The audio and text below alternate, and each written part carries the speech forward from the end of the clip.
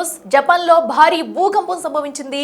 దీంతో ప్రజలంతా కూడా ఒక్కసారిగా తీవ్ర అవస్థలు పడ్డారు. అయితే రిక్టర్ స్కేల్పై ఏకంగా 7.6 తీవ్రతగా అయితే ఈ భారీ భూకంపం నమోదైందని చెప్పాలి. దీంతో ఒక్కసారిగా జపాన్ ఉలిక్కి పడిందని చెప్పాలి. అయితే ఈ భారీ భూకంప తీవ్రత సునామీ హెచ్చరికలకు దారితీస్తుంది. దీంతో ఒక్కసారిగా ప్రజలందరినీ కూడా అలర్ట్ ఇచ్చేశారు. అయితే ఏదైతే ఇప్పటికే సంభవించిన భారీ భూకంపంలో కూడా సుమారుగా చాలా మంది గాయపడ్డారు. ఇప్పటికే స్థానికులందరినీ కూడా ఇళ్లనైతే ఖాళీ చేసి వేరే ప్రాంతానికైతే తరలిస్తున్న దృశ్యాలు మనం చూస్తున్నాం. అయితే ఒక్కసారిగా భారీగా భూకంపం రావడంతో అక్కడ కాసేపు అయితే భూమి కంపించింది. మనం బిగ్ టీవీ స్క్రీన్ మీద చూడొచ్చు. అక్కడైతే ఆ ఫుటేజ్ మొత్తం కూడా ఆ భూమి కంపించిన సమయంలో ఎలాగా అక్కడ కదులుతున్నాయనేది, ఎంత పెద్ద మొత్తంలో ఈ భూకంపం సంభవించింది అనేది కూడా మనకు తెలుస్తుంది. సో ప్రతి వస్తువు కూడా ఒక్కసారిగా షేక్ అయిన ఘటన మనం చూస్తున్నాము. అయితే పసిఫిక్ తీర ప్రాంతాల్లో భూమి కంపించింది. అయితే పసిఫిక్ తీర ప్రాంతంలో భూమి కంపించడం కారణంగా ఏకంగా రిక్టర్ స్కేలుపై 7.6 తీవ్రతగా అయితే నమోదైంది. సో దీంతో 30 మందికి అయితే తీవ్ర గాయాలు కాగా మరికొంతమందిని అయితే ఇప్పటికే సుమారుగా 80,000 మంది స్థానికులను అయితే ఇల్లు ఖాళీ చేయించారు. ఇక భారీ మొత్తంలో కూడా కొన్ని ఇళ్లు అయితే నేలకూలిన సంఘటనలు కూడా చోటు చేసుకున్నాయి. దీంతో ఇప్పుడు సునామీ హెచ్చరికలు జారీ చేస్తున్నారు అధికారులు. దీంతో ఒక్కసారిగా అటు జపాన్ అలర్ట్ అయిందనే చెప్పాలి. ఏ క్షణంలో ఏం జరుగుతుందనే ఉత్కంఠ అయితే అందరినీ ఆవేదనకు గురి చేస్తుందనే చెప్పాలి. ఏకంగా 30 మంది అయితే ఈ ఘటనలో గాయపడ్డారు. సో ఇప్పటికే అటు ప్రజలనైతే ప్రభుత్వం అలర్ట్ చేసింది.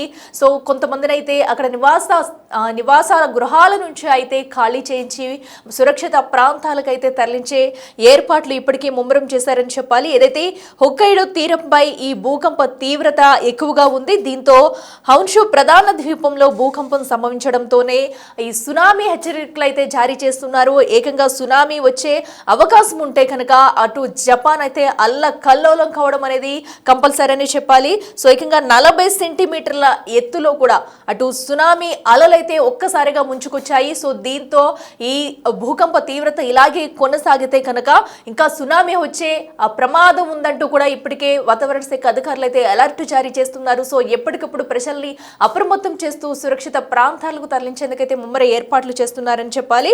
సో ఏకంగా 20 సెంటీమీటర్ల నుంచి 70 సెంటీమీటర్ల తీవ్రతతో సునామీ ఏర్పడే అవకాశం ఉందని అధికారులు హెచ్చరికలు జారీ చేస్తున్నారు.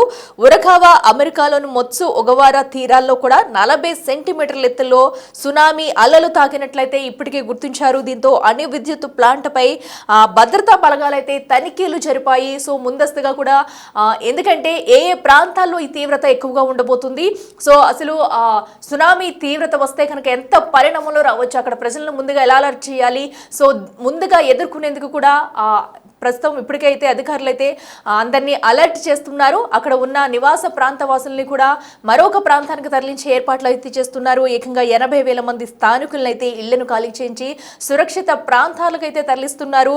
సో ఒక్కసారిగా జపాన్ని భారీ భూకంప తీవ్రత జపాన్ ప్రజలందరినీ వణికించిందని చెప్పుకోవాలి. ఏకంగా రిక్టర్ స్కేలుపై 7.6 తీవ్రతతో అయితే భూమి కంపించింది. మనం విజువల్స్ లో కూడా చూడొచ్చు. ఎక్కడెక్కడ ఎంత మొత్తంలో కూడా భూమి షేక్ అయిందనేది కూడా చూడొచ్చు. స్ట్రీట్ లైట్స్తో పాటు ఇంట్లో ఉన్న మనం చూడొచ్చు ఫిష్ యాక్వేరియమ్స్ కానీ ప్రతి వస్తువు కూడా కదిలిన ఘటన మనం చూస్తున్నాము. దీంతో ఏకంగా 7.6 తీవ్రత అంటే కనుక ఇది కొంచెం పెరిగితే ఇంకా పెద్ద మొత్తంలో సునామీ వచ్చే ఛాన్సెస్ అయితే ఉంటాయి. సో ఇప్పటికే ఆల్రెడీ 40 సెంటీమీటర్ల ఎత్తులో కూడా సునామీ అలలు వచ్చినట్లయితే గుర్తించారు. సో ఇది కాస్త మరి కొంచెం ఎక్కువైతే కనుక భారీ ఎత్తునైతే సునామీ హెచ్చరికలు అయితే అక్కడ జారీ చేశారు. దీన్నైతే ముందరగా ఎదుర్కొనేందుకు అక్కడ ప్రాంత వాసులను అయితే ఖాళీ చేయించే ప్రయత్నం చేస్తున్నారు అధికారులు. ప్రజలంతా అప్రమత్తంగా ఉండాలని చెప్పేసి ఇప్పటికే అలర్ట్ చేస్తున్నారు. సో ఒక్కసారిగా ఇంత పెద్ద మొత్తంలో భూకంపం సంభవించడంతో జపాన్ అలర్ట్ అయిందనే చెప్పాలి. ఎక్కడికక్కడ ఇప్పుడే సహాయక చర్యలు చేపట్టారు. సో ఎవరైతే గాయపడారో ప్రతి ఒక్కరికి కూడా అటు ప్రధాని మోడీ కూడా సంతాపం తెలిపారు. భూకంప బాధితులు ఎవరైతే ఉన్నారో వారికి ఇక సహాయక చర్యలు చేపట్టాలంటూ కూడా అటు ప్రధాని సానే తకైచి అయితే సో ఇప్పటికే పలు కీలక నిర్ణయాలు అయితే తీసుకుంటున్నారు. ప్రజల ప్రాణాలు కాపాడడమే తొలి ప్రాధాన్యం ఇవ్వాలంటూ కూడా ఆదేశాలు జారీ చేశారని చెప్పాలి. దీంతో మొత్తం ఒక్కసారిగా ప్రభుత్వం అలర్ట్ అయింది. ఎక్కడికక్కడ ప్రజలను సురక్షిత ప్రాంతాలకు తరలించేందుకు, గాయపడిన వారికి మెరుగైన చికిత్స అందించేందుకు కూడా ఏర్పాట్లు ముమ్మరం చేస్తున్నారు. అసలు ఆ సమయంలో భూమి కంపించిన సమయంలో కూడా అక్కడ సిచ్యువేషన్ ఎలా ఉంది, ఏ ప్రాంతాల్లో ఎంత మేర ఈ భూకంప తీవ్రత సంభవించిందని అనేది కూడా ఒకసారి విజువల్స్ లో మనం చూద్దాం.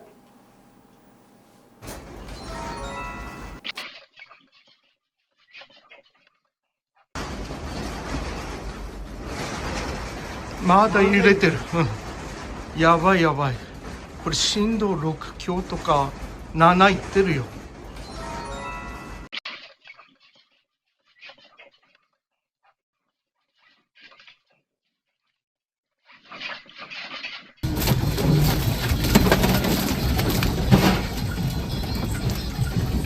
Magnitude earthquake struck the region late on Monday, prompting tsunami warnings. There was little information from public broadcaster about major damage or casualties. The JMA issued an advisory for a wide Tuesday. She told reporters, Earthquake. Earthquake. Oh my god, it's this. I gotta go fake.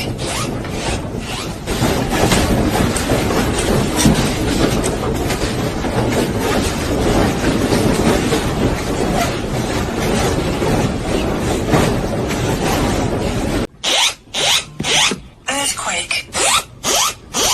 Earthquake. Oh my god, it's this. I gotta go.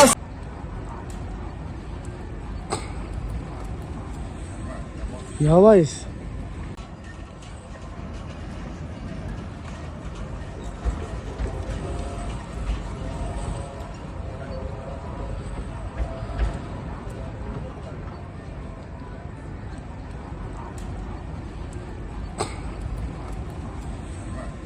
Yavaş.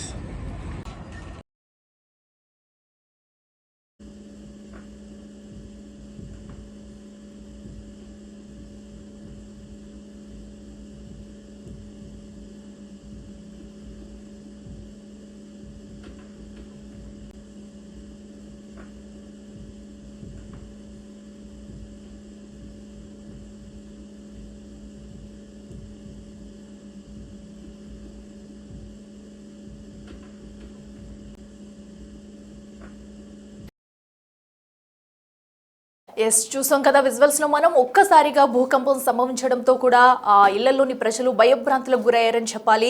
So ప్రతి ప్రాంతంలో కూడా ఆ ఇంట్లో ఉన్న వస్తువులతో అటు road కూడా భారీ మొత్తంలో కంపించింది. ఏకంగా రిక్టర్ స్కేలుపై 7.6 తీవ్రతతో అయితే ఈ భూకంప తీవ్రత నమోదైందని చెప్పాలి. దీంతో ఇప్పటికే ప్రజలందరినీ అలర్ట్ చేస్తున్నారు. ఇక మరింత సమాచారం అందించేందుకు మా ప్రతినిధి శివ ఉన్నారు. శివ, చెప్పండి, ఇప్పటికే భారీ భూకంప తీవ్రత అయితే అటు సునామీ హెచ్చరికలు అయితే జారీ చేస్తున్నారు. ఏదైతే ఈ తీవ్రత ఇంకా పెరిగే అవకాశం ఉందా? ఒకవేళ సునామీ హెచ్చరికలు జారీ చేసిన తరుణంలో ఎలాంటి చర్యలు తీసుకుంటున్నారు? తాజా అప్డేట్స్ ఏంటి? భారీ భూకంపం జపాన్ వణికించింది. రిక్టర్ స్కేల్ పై భూకంప తీవ్రత అనేది 7.6గా నమోదైంది. పసిఫిక్ తీర ప్రాంతాల్లో భూమి కంపించింది. 30 మందికి తీవ్ర చాలా ఇల్లు నేల కూలినట్లుగా కూడా అధికారులు చెప్తున్నారు.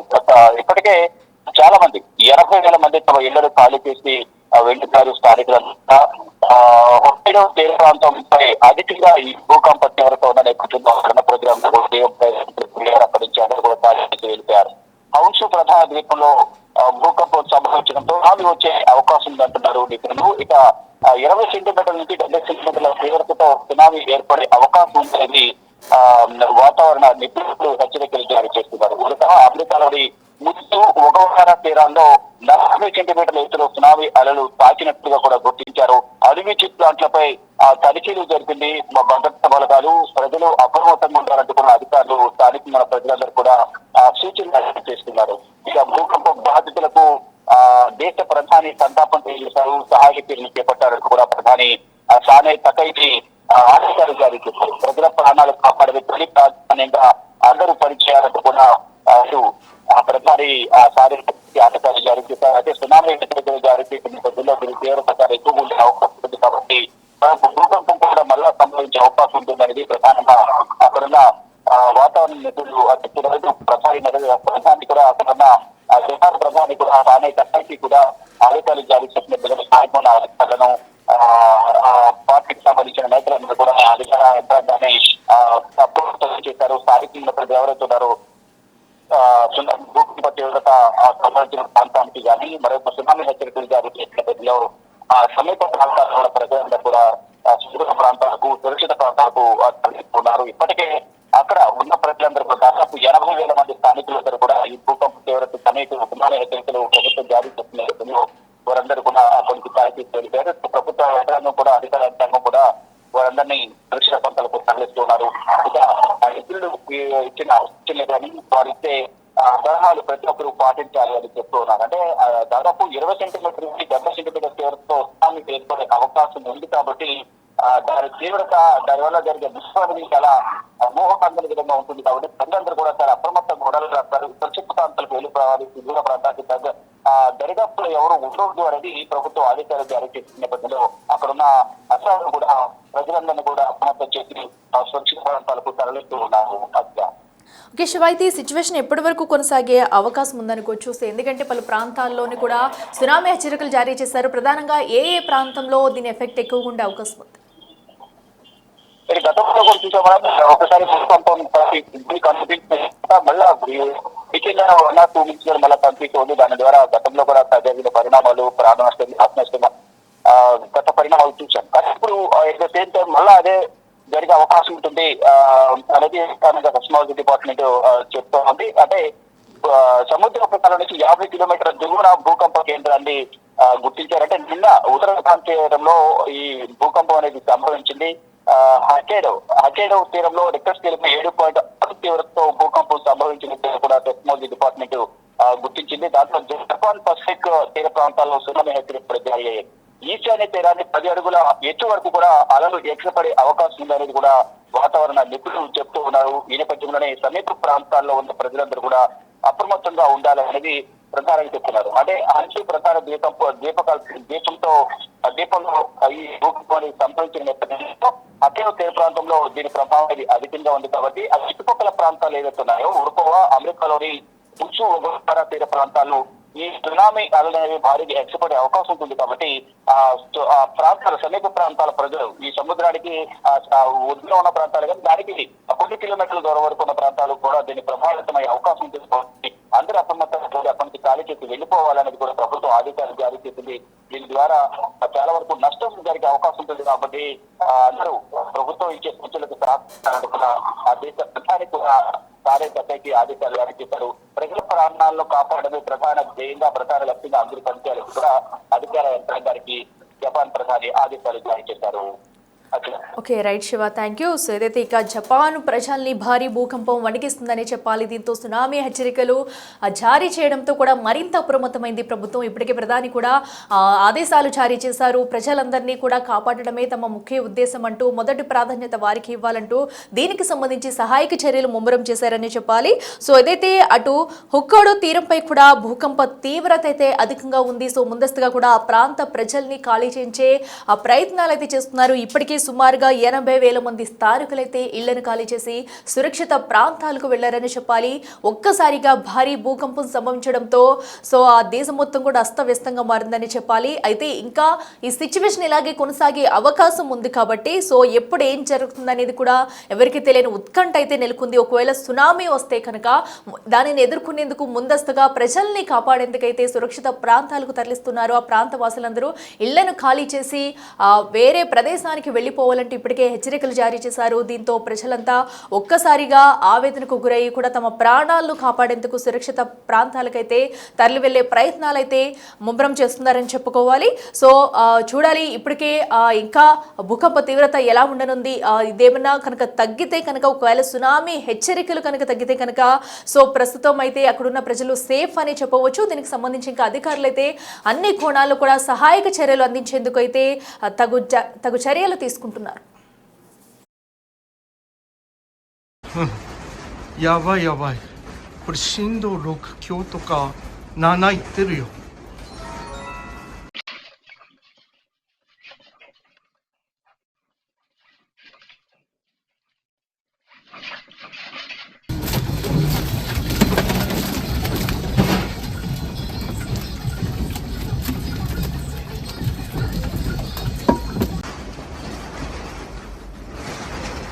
まだ揺れてる。